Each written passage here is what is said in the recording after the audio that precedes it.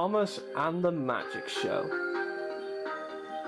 It was the day of the children's midsummer party. The children were very excited. There was going to be a magic show at the party. The Fat Controller arrived at Tidman. He had a special job for Thomas. The magic show special had arrived at Brandon Docks, he boomed cheerfully. Thomas, you are to pull it and take them to the party. Yes, sir, said Thomas, and he puffed proudly away to Brandon Docks. Thomas arrived at Brandon Docks. He was very excited. The magic show train was waiting, and it even had a white brake van at the back and a big blue box. You be careful, called Alex. It's very heavy. Don't worry, called Thomas. I can manage. And he puffed away to the party.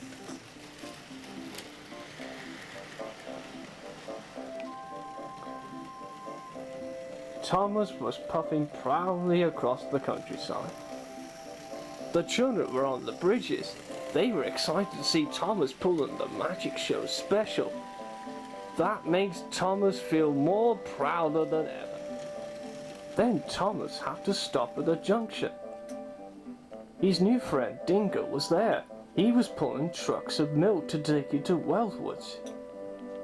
He was excited to see the magic show special. Hello, Thomas, he said. You better be careful. You better watch out on that hill. Last night there was heavy rain.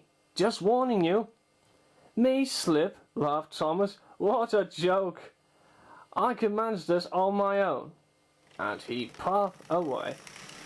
Don't say I didn't warn you, called Dingo. But Thomas didn't hear. But as Thomas tried to puff up the hill, it was slippery. Suddenly, as Thomas got to the top at last, he suddenly slid down the other side. He was wet on the other side as well. And Thomas started to speed up. "Whoa!" cried Thomas.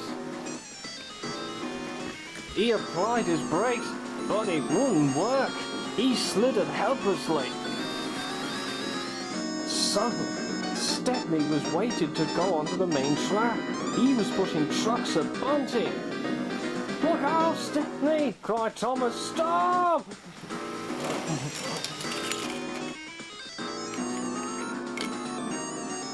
But it was too late. Two front trucks were tipped off the track. Stepney was cross, but Thomas had already left. Suddenly, Oliver was on the crossing.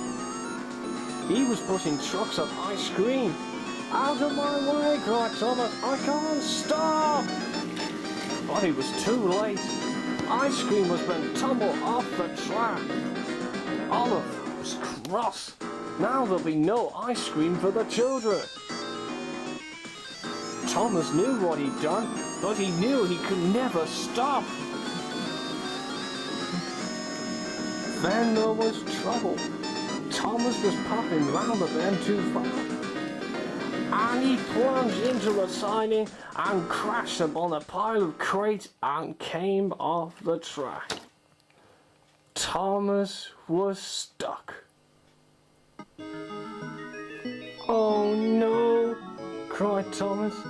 "Now the children will have their magic show now, and there won't be any ice cream for them or flags." Thomas felt terrible. He tried to whistle to help, but there was no one around to help him. Then Thomas heard a familiar whistle. It was Dingo. He was puffing down the track after Thomas. "Thomas, are you all right?" Thomas was very happy to see his friend. "Yes, I am," said Tom. "But please, can you help me get back on the rails, please?" "Of course, Thomas," called Dingo. Dingo coupled up behind and he eventually pulled his friend back onto the track. Thomas knew what he had to do. "Dingo, I have other things to do. Will you take the magic show to the party for me?" Dingo was delighted. "Thank you, Thomas," he said. "You're a swell friend." And Dingo puffed as fast as he could to the party. Thomas had to put all the mess he just made. He bought trucks of new ice cream for Oliver.